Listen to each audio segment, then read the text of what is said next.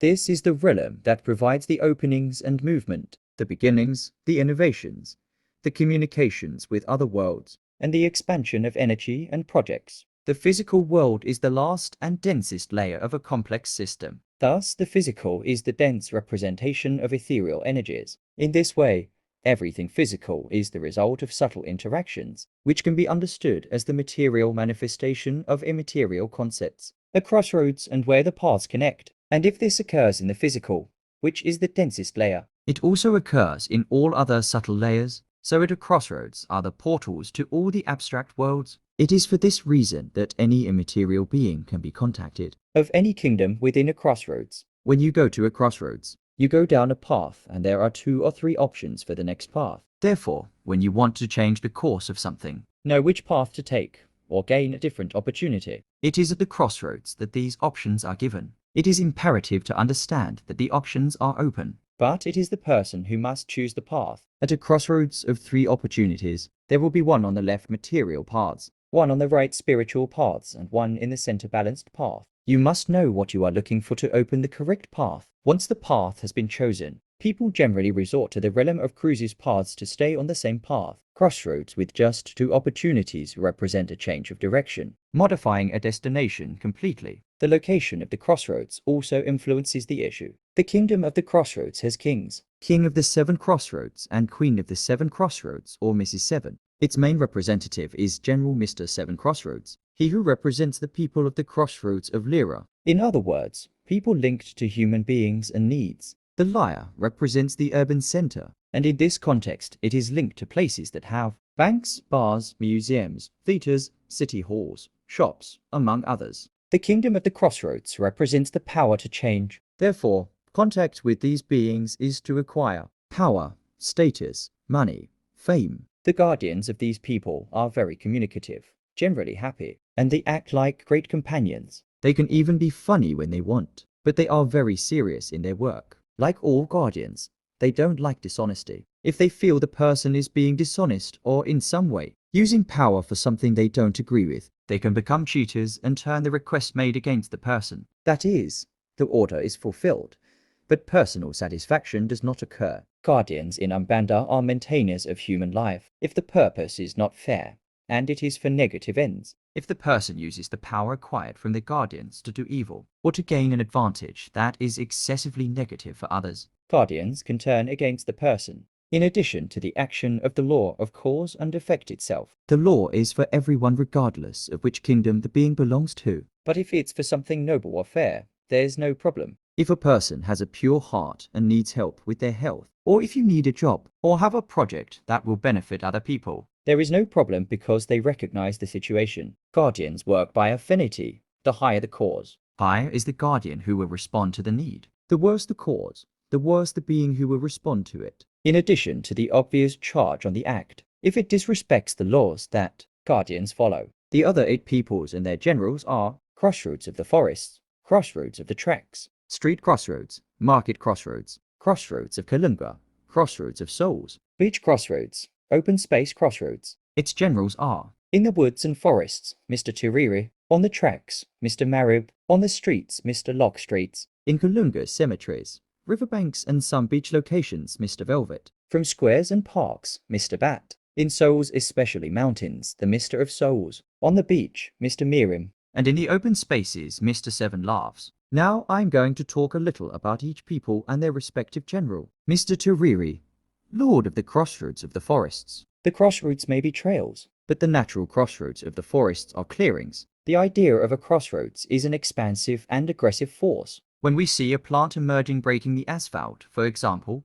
it's the force of nature expanding out of the earth. Therefore, it is an energy linked to fertility and protection. There is already a video about Mr. Turiri on the channel, but I will make new videos explaining it better, especially the characteristics of entities and their children. Mr. Turiri, despite being serious in his work, is often playful and likes parties, improves the fertility of the land and people. It is also good for getting friends and good alliances. Considered the fastest among the guardians, great healer, since the forests have healing energy, helps you find your way through confusing situations, and brings relief and clarity to thinking. Mr. Lock Streets and the Crossroads of the Streets. Mr. Lock Street, This is perhaps the oldest and most praised guardian in Brazil. It is known for three main faces: Lockstreet of the streets or crossroads, Imbar or Mbr Lockstreet, and Lockstreet of souls. Extremely territorial, he is a natural protector of doors and gates, closing the influence of the streets, that is, dangers and external influences. At the crossroads, he is the lord of the paths and helps you find the best options, closing the paths that are not useful. On the face of Imbar,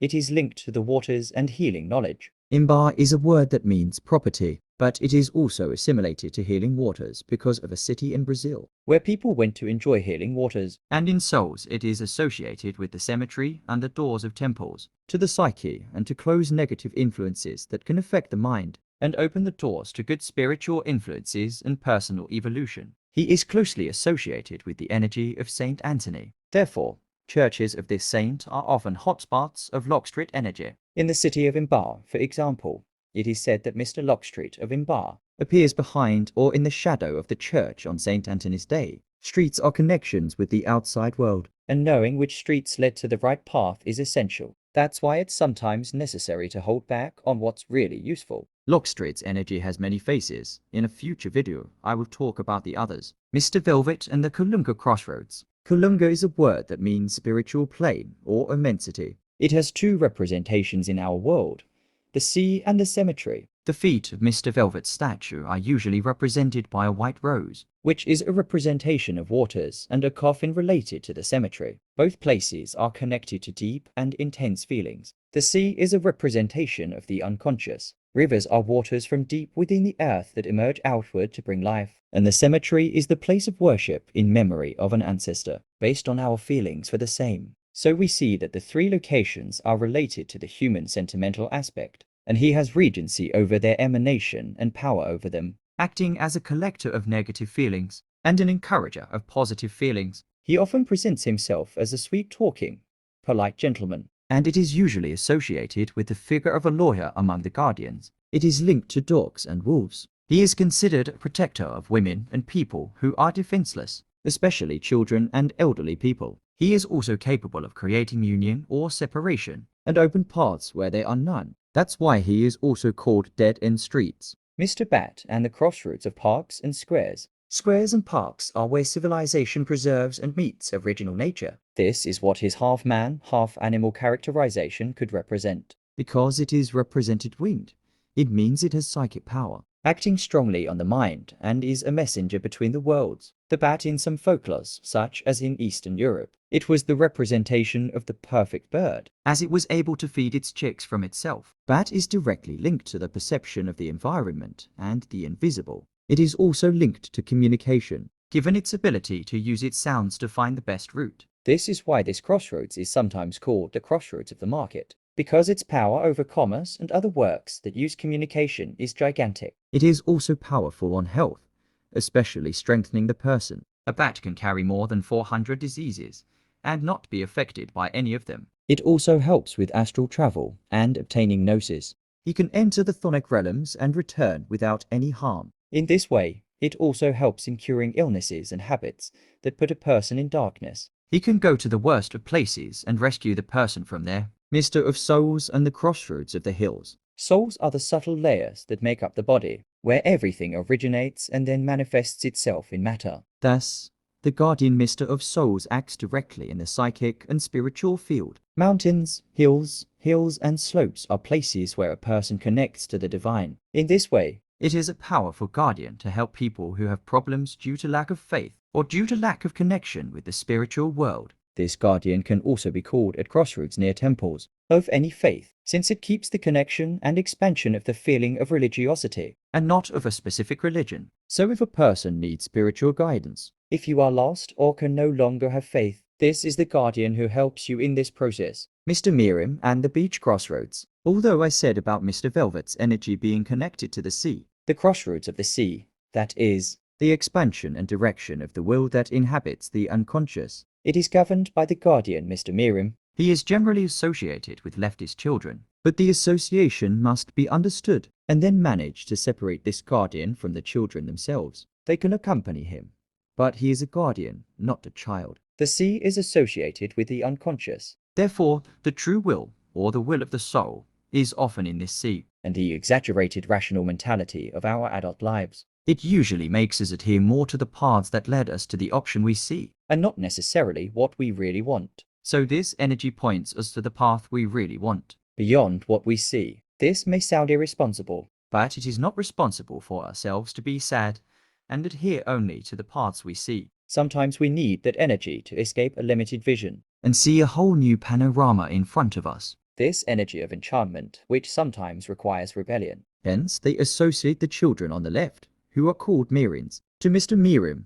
But again, they are not the same energy. He can even appear as a child if he so chooses. Mr. Mirim from the Crossroads Kingdom is the spark of expansion, the energy that opens the unconscious and moves internal waves and storms, the pure spark of the unconscious that creates a new route, usually in a chaotic manner. And here is where care must be taken.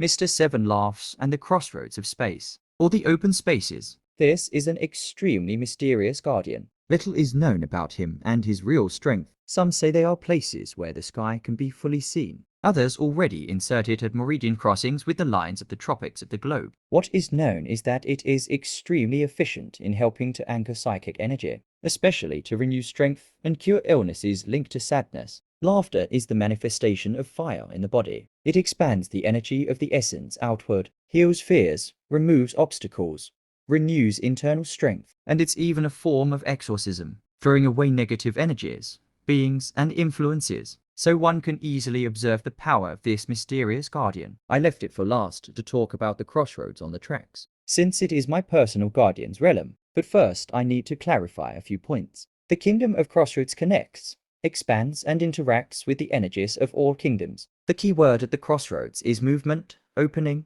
expansion. Again, sometimes chaotically. The generals of the crossroads are administrators of the guardian's kingdom and ours, since the material plane itself is its temple. Regardless of faith or religion, everything in matter is governed by them. That's why I like to say that what's true is true everywhere. They don't care what we think of them.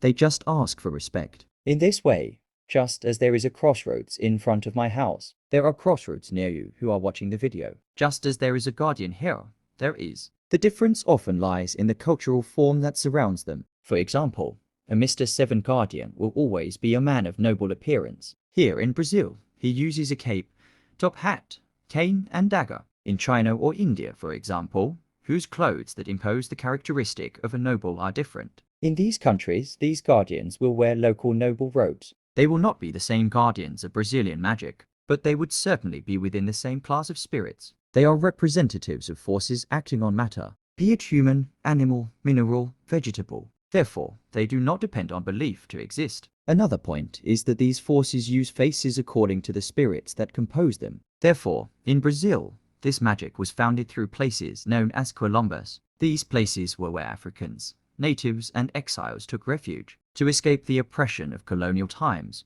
Some guardians are enchanted. Others are human spirits who were, so to speak, inserted into their spheres. Imagine that a human being is so similar to an energy that when he dies, he becomes a representative. Hence, how he actually becomes a guardian spirit is another matter. But the analysis is similar. So let's imagine Mr. Turiri, who is a spirit linked to fertility, a very creative human being, very hardworking, very fast. If this human being aligns with Mr. Turiri's energy in life, the consciousness of this person will probably integrate at his energy in some level. And after death, a part of this human being's consciousness can be called to answer on behalf of Mr. Turiri. At this point, the appearance will probably be that of a human. So although Umbanda generally says that we are working with a spirit, in fact, from this point of view, which is my point, you are working with two beings. One part is the pure consciousness of the being in question, which is the owner of the symbolic name. And one part is a human spirit that has a frequency similar to both this pure consciousness and ours, allowing for assimilation. It is important to understand that integration with a spirit is different to the integration or the great integration that I usually talk about.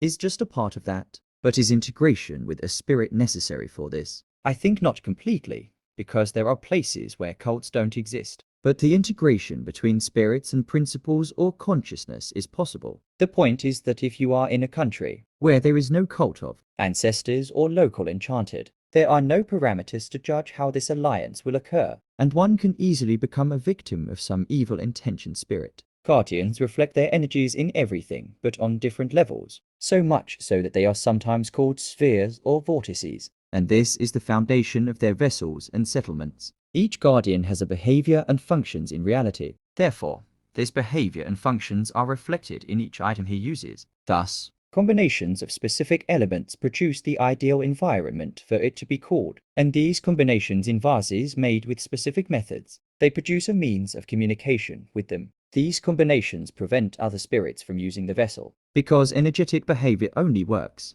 or is only useful in the hands of the spirit that is coherent with what is inserted there. Naturally, as it is a consecrated object, it emanates the frequency of the guardian. Thus, the attribute of the spirit must be observed. Well, let's imagine that a vase always emanates the energy of opening paths. The person who is exposed to this vase can never stay on a path, because there is only opening, not maintenance. This is why it is important to understand who each person's personal guardian is, because his frequency will be coherent with the internal energy of his son. This way, it won't change your personality or bring any negative consequences, because it will only expand what the person already carries within themselves. This is why it is said that they work by affinity. If we investigate further, we will see that they are who helps to anchor the soul in the body. That is why they are the guardians of matter. We may work with multiple guardians on some traditions, but working is not about bringing it within yourself. This place belongs to the personal guardian. The personal guardian is the one who receives the settlement, a kind of special vase with many more elements than the others, and he is the one who will even determine who the others will work in the house. Sometimes it alone is enough for a person's lifestyle. All this to now explain the people who are perhaps the most difficult to understand. All guardians usually help with whatever you ask for. The people on the trails, governed by Mr. Marub, don't exactly work this way. Although Mr. Marub usually speaks clearly and calmly, he is objective and direct, calm with those who want to learn, and many are mistaken because he seems calm, like a teacher or master. But in truth, it's not tranquility. It's security and firmness, and this has a good reason. This is a people of war, and Mr. Marub is, par excellence, a warlord, and he knows how to be extremely rigid without losing his posture. Mr. Marub is a judge and a promoter of spiritual law as a whole. Members of this people tend to have aggressive names. Mr. Trinker Pharaoh Crush Iron, Mr. Romp Pharaoh Destroy Iron, Mr. Quarter Quarter Cut Cut, Mr. Air Steel, Mr. Seven Parafuso Screws. Mr. Seven Dormento Sleepers is the name of the wood that holds the rails. Mr. Lemper Trillo cleans the rails. Miss Murray of the rails, all linked to the metal element and the fire element. They are directly linked to the idea of the forge of the good warrior. Obviously, if you are in a situation where there is no way out, Mr. Cleans the Rails, for example, will show you a good way. But they are guardians who are often called upon for protection. End situations put an end to spiritual battles. Create stable paths. Create strategies, always for something that is built slowly, but is firm and stable. In justice situations, which is its main focus, their presence in a war will run over like a train. There is no stopping, no fighting back. They act slowly. They can spend years preparing the way, and then they bring prosperity, stability, wisdom. But their primary function is to judge and act on what is of the rails. They bring the wisdom of law, the understanding of metaphysics, and the justice by fire. I believe that a good way to assimilate them into another culture, it is to think of them as the Thunder Army of Taoism. When the train passes, it leaves a trail of sparks. In the same way, it is said that these people leave a trail of fire when they walk, while other guardians tend to be more sociable. That's not what happens to these people. Their function is to bring justice and law, to judge and punish. If they see someone in an unfair situation, they will help, whatever it may be, even financial or sentimental. But first, one must be placed in the flow of one's essence. That is, you have to follow your path. They teach cause and effect. That's why Mr. Marub is the Lord of Offerings, who judges what is being offered. If you cast a spell with the wrong elements, he will make you have the result of the elements you used, regardless of your intention. In other words, it is responsible for linking the meaning to the symbol. Formalities in general, rituals, initiations, courts, ceremonies. I'm a lawyer, so I like to assimilate as follows. Mr. Seven is what brings the material law. Mr. Marub is the formal law. One gives to you energy to do something. The other tells you how to do it. In the same way that you don't ask the criminal judge to perform a wedding, you should not cast a spell without knowing in depth the meaning of the elements. So these people are linked to justice, punishment, training, wisdom, strategy, knowledge, conscious creation of paths, breaking other people's spells, victory in battle, personal growth, especially. But as with iron, this growth occurs through the blows of the hammer sometimes. Think of martial arts masters who are wise and strict. It is usually the personality of these guardians when called at this crossroads. And this is why the children of the guardians of this people tend to be sorcerers and not priests. Sometimes it's because they don't like people. Sometimes it's because people don't like them. I said I will make specific videos of a guardian to understand better. So I will do Mr. Marib first, out of obligation and respect, since he is my personal guardian, but not in the way of the videos I made as a tribute. And yes, an analysis of the guardian itself. And if you like it, I will make the other guardians and the other peoples. I hope you liked it. Hail the King 7 Crossroads of the Lyra. And now you can understand that. When I say, may my guardian bless you all, I'm saying, may Mr. Marib lead you so that you can create for yourself stable paths through walking in accordance with your own essences. May they be protected and supported by spiritual justice, for this is the energy of your blessing. So may he bless you.